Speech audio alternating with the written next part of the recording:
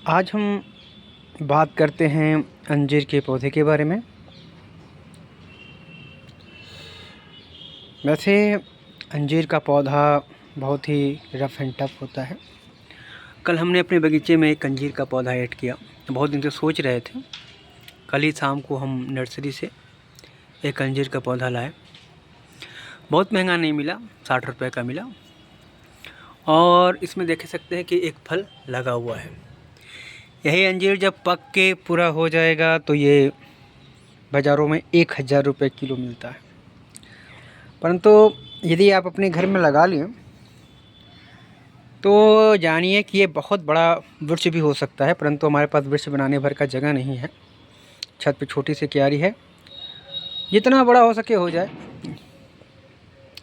तो कल हमने पपीता, अंजीर और 2-4 फूलों के पौधे ले आए, कल लगाए हैं। और अंजीर का पौधा इसलिए लगाएं कि कभी मैंने अंजीर को लगाया नहीं था। एक बार यूट्यूब पे देख के हमने अंजीर के जो रेडीमेड अंजीर आते हैं बाज़ारों में, उनको पानी में डाल के खिलाया था। ऐसा होगा वैसा होगा, कुछ हुआ नहीं। फिर उसके बाद हमको जहाँ पे थे वहाँ नर्सरी वगैरह पे हमने सर्च किया, वहाँ नहीं मिला। परंतु यहाँ के नर्सरी पे बहुत आसानी से अंजीर का पौधा मुझे मिल गया। और ये बहुत ही रफ़ एंड टफ पौधा होता है। इसे रख रखाव की कुछ खास ज़रूरत नहीं होती है। टाइम टू टाइम पानी दें, और हाँ, ओवर वाटरिंग से इसे बचाएं। ज़्यादा पानी होने पे ये गल जाता है। ये है और ये होता है, और 4 से 6 महीने के अंदर इसके सारे फल पक जाते हैं। आप देख सकते हैं कटिंग लगाए हुए 1 से 2 महीने का कटिंग है। जनवरी जब भी लगा हो, फरवरी मार्च में जब इसकी कटिंग लगती है बसंत में, तो तब का ये पौधा, और इस पर एक फल भी आ गया। और ये फल 3 से 4 महीने में बिल्कुल खाने लायक हो जाएगा। नहीं भी आप खाएंगे तो पक के गिर जाएगा। और बहुत ही मीठा फल होता है। चींटियाँ बहुत ख़तरनाक ढंग से इसके ऊपर लगती हैं। यदि आपके पास स्पेस है तो अंजीर का पौधा लगाएं, और ज़मीन ग्राउंड है तो ग्राउंड में लगाएंगे तो एक पौधे से दूसरे पौधे की दूरी 10 फीट रखें, और गजब का ग्रोथ करता है। मैंने अंजीर का पौधा देखा है, बहुत विशाल भी होता है। और ये गर्म प्रदेशों का है, रफ एंड टफ। इसको गर्मी भी चलता है, ज़्यादा गर्मी भी इसको अच्छा लगता है। ज़्यादा इसको छाया से एरिया नहीं चाहिए होती है। तो ये हमारे छत पे कैसा कैसा ग्रोथ करेगा, कितना फल देगा, क्या होगा, और ये टाइम टू टाइम देते रहेंगे। एक बार हम कहीं घूमने गए तो वहाँ अंजीर के बाग को हमने देखा था। वहाँ पे इसकी फल जब पूरी पक जाती है ना, तो इतना भयंकर मीठा महकता है, बताने में मतलब कहा नहीं जा सकता है। तो आप भी अपने गार्डन में अंजीर का एक पौधा ऐड करिए। गमले में भी लग जाएगा आसानी से। गमले में बहुत बड़ा पौधा नहीं होगा, परंतु हाँ, आपको फल खाने भर का दे देगा। तो ये का फलदार पौधे में सबसे रफ एंड टफ, कम रख रखाव और लो मेंटेनेंस, बिना खाद पानी का, सॉइल मीडिया अच्छी होनी चाहिए। ये बहुत अच्छा चलने वाला पौधा है।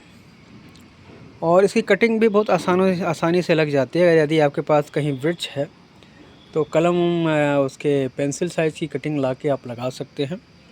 बहुत ही अच्छी से इसकी कटिंग भी चलती है। हालांकि अभी तक हमने कोई कटिंग वटिंग नहीं लगाई नहीं है, इसलिए नहीं कह सकते हैं। परंतु ये बहुत ही रफ़ एंड टफ, आसानी से लगने वाला पौधा है। और अब यहाँ पे टाइम टू टाइम मैं इसका अपडेट करता रहूँगा कि कैसा हो रहा है, क्या हो रहा है। तो कल की गार्डनिंग की ख़रीदारी में हमने जो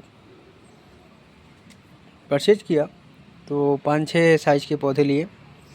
कुछ लिया हमने फल, सब लगभग फल के ही पौधे लिए। लतर वाले पौधे, चढ़ने वाला बहुत कम लिया हमने। अब धीरे धीरे हम इन्वेस्टमेंट वहाँ कर रहे हैं कि जो लॉन्ग टाइम तक पौधे हमारे पास सर्वाइव करें। ये फलदार पौधा है। और कस्टर्ड एप्पल, शरीफा का भी पौधा लाने वाले थे, परंतु बहुत बड़ा था, लाना असंभव था, इसलिए नहीं लाए। और दाम भी उसकी बहुत हाई थी, 250-300 रुपये देते हैं। तो पौधा कभी भी लें तो 2-3 नर्सरी पे घूम के लें। और ये हम अपने यहाँ का देसी टिकोमा लाए हैं। ये बहुत ही अच्छा फूल देता है, पंछियों को बहुत अच्छे से अट्रैक्ट करता है। और ये है पपीते का, जो मुरझा गया है। धूप से। और एक पपीता यहाँ लगाया हमने और एक पपीता यहाँ लगाया और एक उस साइड लगाया है। तो चलेगा, पपीता है धीरे धीरे। छत पे तो बिल्कुल जगह नहीं बची है, परंतु कुछ न कुछ एडजस्ट कर करके हम पौधों को लगाते रहते हैं। और ताकि एक टाइम पे हमारा छत पे बहुत कुछ हो जाए और बहुत खाली टाइम में कैसे डिजाइनिंग होगा, क्या होगा, कैसे कैसे करना है, सब सोचते रहते हैं। और गार्डनिंग का काम क्या है कि अंतहीन है। ऐसा कोई दिन नहीं है जिस दिन आपको गार्डन पे एक्सरसाइज ना हो, काम करने के लिए ना मिले। बहुत सारे काम रहते हैं। छोटा सा गार्डन है, पूरा मान इलाका मान लें 30 बाई 30 का ही पूरा छत है हमारा ये। और छोटे से छत में बहुत कुछ है और हर दिन बहुत मेहनत करना होता है। इस छत पे 2 लोग मेहनत करते, एक हम करते, एक हमारी माता जी करते। हमने कोई गार्डनर नहीं रखा है। और देखिए इस भीषण गर्मी में हमारा लिली खिल गया है। तो आप रख रखाव करेंगे, उसको मेंटेनेंस करेंगे तो किसी भी मौसम में कोई भी फूल आता है। और ये देख सर, इधर हमारा शेडी एरिया है, ऊपर ग्रीन नेट लगा हुआ है। तो इधर बहुत ठंडक रहती है, बहुत अच्छा लगता है। जब गर्मी से इधर आओ तो लगता है। पूरे छत पे हमने डाला रहा, परंतु शाम के टाइम में बहुत उमस होने लगती रही, तो इसलिए हमने उसको हटा दिया। और खैर इधर तो 12 बजे तक कैसे भी छाया रहती है। 12 के बाद जब धूप आती है सारे पौधे मेरे बेहोश होने लगते हैं। तो ऐसा चल रहा है, सब अच्छे से चल रहा है हमारा। ये भी झुलस रहा है। जब छाया था तो अच्छे से चल रहा था, अब छाया नहीं है तो ये झुलस रहा है। इसका नाम है स्पाइडर। और हमारा ये देसी रोज बहुत अच्छे से खिल रहा है, क्योंकि यहाँ खाद बहुत ज़्यादा खाद है। और इंग्लिश रोज देख ही रहे हैं क्या हाल है, खिलते ही जल जाता है, फिर भी 2 दिन चल जाता है। तो यूँ ही है हमारे छोटे से गार्डन का हाल। और यूँ देख लें, धीरे धीरे हमारे झोपड़ी पे, इस वाल पे पूरा ये मधुमालती चढ़ रही है। जैसे एक रनरअप निकला है, वो घुमाएंगे जिधर उधर घूम जाएगा। बाकी ये सब भी रनरअप चलेंगे, इनको पूरा ये वाल पे धीरे धीरे मधुमालती फैल जाएगी। तो ये है हमारे गार्डन का थोड़ा सा अपडेट। ऊपर में झोपड़ी का छत बनाने वाले हैं, परंतु वो अकेले से नहीं हो पाएगा, उसके लिए हमें लेबर लाना होगा। इस भीषण गर्मी में लेबर लाने की इच्छा में मैं नहीं हूँ, क्योंकि बाँस भी खरीदना होगा, बहुत सारे काम करने होंगे। 1-2 रोज़ की मेहनत से झोपड़ी तैयार हो जाएगी। इसे यहाँ पे पूरा, इस इलाके पे पूरा झोपड़ी बनाएंगे, उसके ऊपर मधुमालती को चढ़ाएंगे, पूरा मधुमालती फैलेगा। तो ऊपर के इलाके में पूरा फूलों से लदा हुआ, चूँकि मधुमालती परमानेंट फ्लावरिंग प्लांट है। तो चंपा, मधुमालती, कृष्णकमल, फ्लेम वाइन, 3-4 लतर है हमारे पास चढ़ाने के लिए। उन सबको चढ़ा के मैं एक झोपड़ी बनाऊंगा, तो भरी प्रचंड गर्मी में भी छाया देगी। अभी कुछ दिन में ही, कुछ महीने में, 1-2 महीने के अंदर ये चढ़ रहा है नेनुआ का लता। ये खुद ही ऑलरेडी यहाँ दूर तक छाया बना देगा। छाया बनाने से गर्मी में कुछ पौधों को सर्वाइव करेगा, तो इस पर डबल लेयर का बनाएंगे। नेक्स्ट टाइम में ये जो लग रहा है अपने सर की हाइट से बनाएंगे, क्योंकि इतने हाइट पे फल लगने पे टूटना मुश्किल है बिना चौगड़िया लगाए हुए। तो नेक्स्ट टाइम बिल्कुल इस लोहे की जो सरिया हमने लगाया हुआ है सपोर्ट के लिए, इस सरिया से अपने 5 फुट 6 फुट की हाइट पे बांध के नीचे में वेजिटेबल वगैरह होंगे और ऊपर में फ्लावरिंग होगी। तो उससे थोड़ा छाया रहने से पानी भी कम लगेगा। और इधर खुला, थोड़ा पहले इधर झोपड़ी डालने को सोचा रहा, झोपड़ी इधर बनाएंगे, क्योंकि इधर पौधों को बहुत ज़्यादा धूप लगती है। और इधर कुछ खास नहीं है गुलाब के अलावा, तो गुलाब के अलावा कुछ खास भी नहीं है। तो गुलाब तो ऐसे भी हार्डी प्लांट है, धूप बर्दाश्त वो कर लेता है। तो बस यूँ ही है हमारे गार्डन का हाल चाल। और ये फिश के लिए भी हमने बना दिया है छायादार। और छाया बनाने का कारण 2 है कि किंगफिशर आया और मेरा बहुत सारी मछली उठा ले गया, तो इसको डाल के इसमें हमने होल कर दिया है। और साइड से खिड़की टाइप का बनाया हुआ, उधर से हवा घुसती है और इधर ईंटे के नीचे से निकल जाती है। और इधर पानी का जो टेम्परेचर है वो भी मेंटेन रहता है। और ये ग्रीन नेट डालने से पानी कम गर्म होता है। एक अच्छी बात यह है कि मछली तो सेफ़ रहती ही रहती है, पानी को हीट जो होती है वो कम लगती है। ये 50% व 70% वाला है ग्रीन नेट, उसके बाद भी इसमें हमने होल कर दिया ताकि वेंटिलेशन बनी रहे।